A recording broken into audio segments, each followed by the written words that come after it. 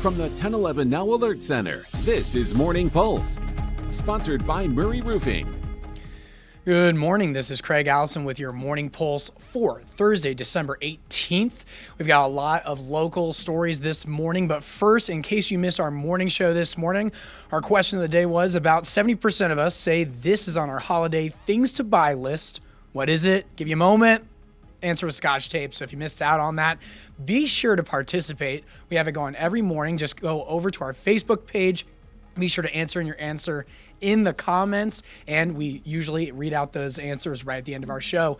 But anyways, getting into our headlines this morning, first up on the national side. Shackled and in what's known as a suicide prevention smock, 32-year-old Nick Reiner only spoke 3 words in his first court appearance. He's facing 2 counts of first-degree murder with special circumstances and a special allegation for allegedly using a knife in the killings of his parents, Rob and Michelle Reiner, postponed until January in that arraignment. The coroner reports both of them died from multiple sharp force injuries. And Sunday night, Nick Reiner was spotted in a convenience store in downtown L.A. Moments later, he was arrested by LAPD. Their brother, Nick, has openly discussed his struggles with drug addiction, and though investigators have been hesitant to say whether substances or mental health struggles played a role in the crime, motive is still unclear, and he's being held without bail. So be sure to stick with us for more on that.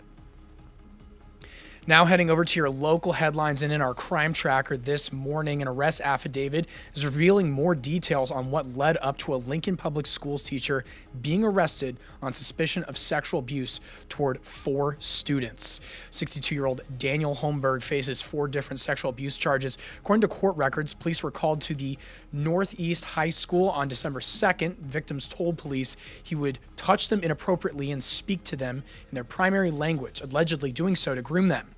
Police say LPS employees first questioned Holmberg about the allegations, where he didn't deny touching them, but said his intentions weren't sexual. At last check, he's still listed as an inmate in the jail. His bond was set at $200,000 and will be back in court next month. Your third story this morning, and at the Capitol yesterday, Governor Jim Pillen revealed starting in May next year, Nebraska will become the first state in the country to implement work requirements for Medicaid enrollees. Changes are from President Trump's big, beautiful bill, and an estimated 30,000 Nebraskans could be impacted by the policy change. This means able-bodied adults between 19 and 64 in Nebraska's Medicaid expansion now must complete either 80 hours of work, school, or volunteering to keep their coverage. Some exemptions apply for people who are pregnant, disabled, or aging out of foster care. Dr. Mehmet Oz, the administrator of the Centers for Medicare and Medicaid Services, joined yesterday's news conference via Zoom. Governor Pillen says the country will look to Nebraska as an example as other states meet the January 2027 deadline to begin this effort. Over to your fourth story, and happening today. Lincoln Airport officials are set to make a major announcement this morning that could have a big impact on travelers and the Lincoln community. Governor Pillen, Mayor Gaylor Baird, and head coach of the football team, Matt Rule, are all expected to join the airport's leaders for this announcement. It's expected to focus on new developments at the airport aimed at giving more travel options and strengthening Lincoln's connections to destinations across the country. You can watch the announcement live on the 1011 Now News app and over on Roku at 10 a.m. Your fifth story come next season. The Devaney Center will have more seats, 10,000 in total, and some new faces sitting in them. UNL's athletic department announcing renovations to the Huskers' home court, leading to a seating overhaul. 1011 Sam Cobb sat down with a longtime fan, Cindy Kugler, whose view will be different come next fall. She's been there for 25 years and now will be a part of the new donation-based seat selection process. All season ticket seats will now be redistributed with selection order based on the size of the donation made on this.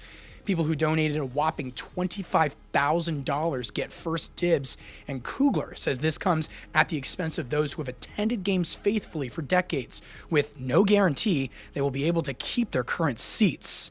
Unless you're giving the absolute most money anybody's given and you're the first one in the queue, you're the only one that truly has a chance of getting your seat. You're not going to be around the people you know, that you talk things up and you have this camaraderie. There's this influx of people that have no history. Sorry about that lower third there. This is our Devaney story. We're still working through the new live format here. But again, according to the university's athletic department, the season ticket renewal rate for volleyball is 99%, and the wait list has reached up to 2,000 people in past seasons. Both current season ticket holders and those on the request list will be receiving their time slot for seat selection in April and will be allowed a 5-minute window to choose their seats based on what is still available. Now heading on over to the Metro. Christmas came early for a family in the Metro with a gift that will last a lifetime. Joanne Hunter works for Habitat Omaha, where for years she's helped others make their dreams come true. But on Wednesday, it was her turn. After years of hard work, her family opened their own 4-bedroom, 2-bath gift. Joanne says the house is a present for all of her children. It's a gift from me to them, but it's gonna open doors for them because we've never owned a home, so this is our first time home, and it's basically our forever home, so I'm super excited for that. So there you have it. There's a lot of work to be done before this new house is Christmas ready, but the new homeowner says she's up to the task. And again, just a nice Christmas story before we head over into the thick of the holiday season. Just a nice present back for someone who gave back to the Metro community so much. Now we're going to toss things over to Carmela Latuca with a full look at your first alert forecast coming up today. But first, a look at your 7-day forecast.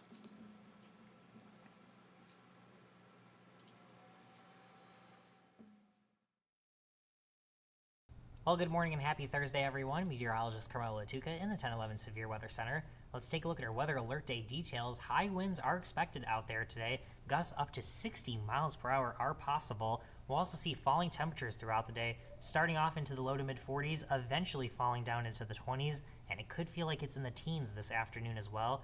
Light rain and flurries are also possible early this morning, not expecting precipitation to last all that long. High wind alerts. We have high wind warnings in central and western Nebraska. That's in effect until 6 p.m. Gusts up to 65 to 70 miles per hour. And then in effect from 6 a.m. Thursday morning to 6 p.m. Thursday evening in southeastern Nebraska, where gusts once again could be up to 60 miles per hour. Take a look at the school day forecast. Temperatures holding on into the upper 30s to low 40s, but again, very windy out there. And then later on this afternoon, we'll see temperatures fall down into the mid to upper 20s. Very windy conditions continuing, and it will feel a whole lot colder out there as well.